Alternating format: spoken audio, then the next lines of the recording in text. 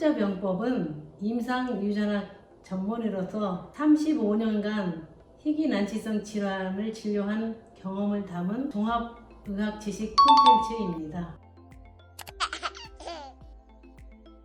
오늘은 두 돌이 된 아이의 발달에 대해서 말씀드리겠습니다. 두 돌이 되면 상당히 엄마로부터 많이 독립된 생활을 하기를 원해요. 엄마가 먹여줘도 자기가 먹겠다고 주장하는 그런 시기라고 생각하면 돼요. 어려서는 이게 처음에 올라가기부터 하잖아요. 올라가고 내려오고를 자유롭게 하는 시기고, 두 다리를 번쩍 들어서 점프를 할 수 있는 시기라고 봅니다.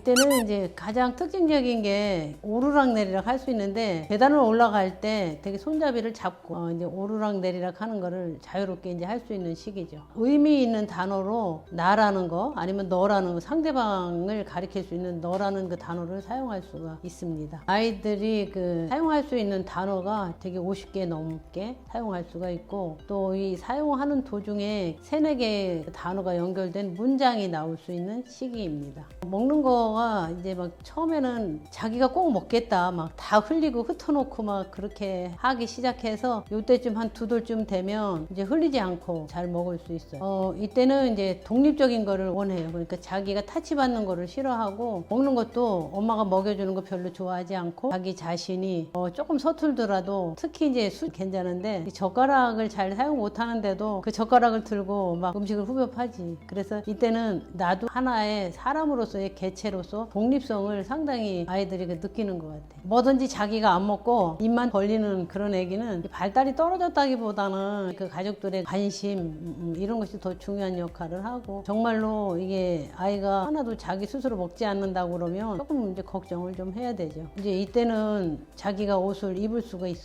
목욕을 이제 굉장히 좋아하고 즐기는데, 물놀이하고 이제 목욕하고 좀 다르잖아요. 목욕을 할 수 있나, 이제 그게 상당히 중요한 포인트죠. 소변, 대변을 이제 가리기 시작하는 거는 3돌에서 4돌 사이거든요. 그런데 좀 일찍 가리는 애기들은 2돌 때부터 벌써 가리기 시작하는데, 특히 대변은 조금 이제 자기 혼자 이제 처리해야 될 것이 좀 복잡하니까 1년 정도 조금 더 뒤 떨어지죠.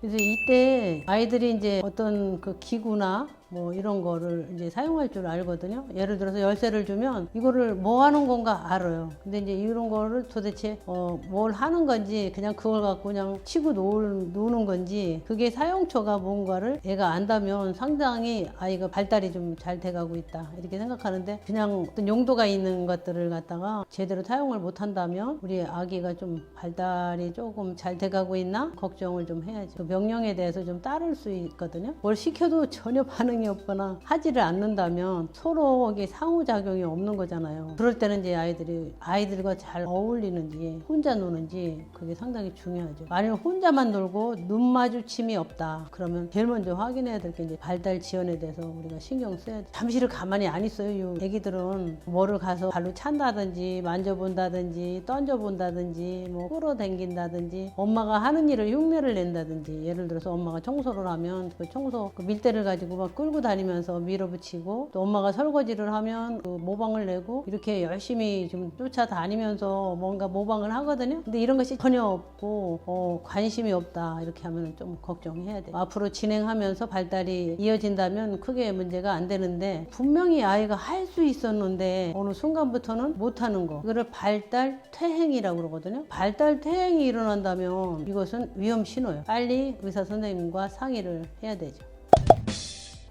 소아과 의사가 말씀드리는 육아 꿀팁에 대해서 말씀드리겠습니다. 아이가 어떤 일을 하면 같이 관심을 가져주는 게 아이들이 상당히 발달에 도움이 됩니다. 그냥 계속 돌아다니기를 원하고 집에 들어오면 이제 울고 이제 이런 때거든요. 엄마로부터 좀 떨어지는 것도 또 되게 싫어해요. 그래서 엄마가 화장실 가잖아요. 엄마 바지를 붙잡고 화장실까지 같이 가요. 이때 어린이집을 좀 일찍 보내면 슬픈 그런 장면이 나와요. 안 떨어지고 싶어서 울고 처절할 정도로 힘든 아기도 있습니다. 자기가 이제 원하는 원하는 그런 거를 이제 표현할 수 있도록 도와주는 것이 좋죠. 감정, 춥다, 덥다, 아니면 슬프다, 이게 마음대로 안 돼서 속상하다, 뭐 이런 감정 표현을 할 수 있도록 도와주는 것이 좋죠. 자기가 원하는 것을 못 하잖아요. 둥글고 발로 차고 뭐 울고 떼를 쓰고 이런 시기거든요. 보통 뭐 분노 발작증, 아니면 영어로 말하면 템퍼 탄트룸, 이런 것이 올 시기이기 때문에 뭐든지 엄마가 그래 해줄게 이렇게 하는 것보다는 그건 안 돼, 해도 돼, 뭐 이제 이런 그 분명한 태도가 필요한데, 울기만 하면 엄마가 해준다 그러면 아이가 그 버릇으로부터 벗어나기 힘들어요. 그래서 이제 가장 떼쓰고 막 분노 발작증이 일어나면 얼른 무관심하게 나가는 것이 아마 그 버릇이 없어지는데 가장 중요한 역할을 하죠. 충치에 대해서 신경을 많이 써야 되거든요. 그러면 충치에 가장 호발할 수 있는 조건이, 우유병 물고 자는 거는 아주 충치에 가장 안 좋은 그런 자세. 그때는 뭐 물고 자는 그 버릇 자체를 없애요. 소변을 어떤 변기에 본다든지 그렇게 하면 엄마나 아빠가 기저귀도 안 싸고 가렸네 하면서 칭찬을 해주면 아이들이 그 행동에 대해서 더 이렇게 기저귀 가릴 수 있는 그런 시기가 되거든요. 그래서 자기가 그 표현을 이제 갈아달라고 표현할 때가 소변을 특히 가릴 수 있는 가장 적절한 시기라고 생각하면 되죠.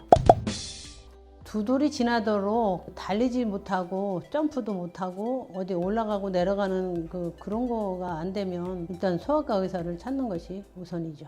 지금까지 말씀드린 상황에서 한 가지라도 이제 뭔가 이렇게 문제가 있거나 발달이 따라가지 못한다면 빨리 소아과 선생님과 상담이 필요할 것으로 생각합니다.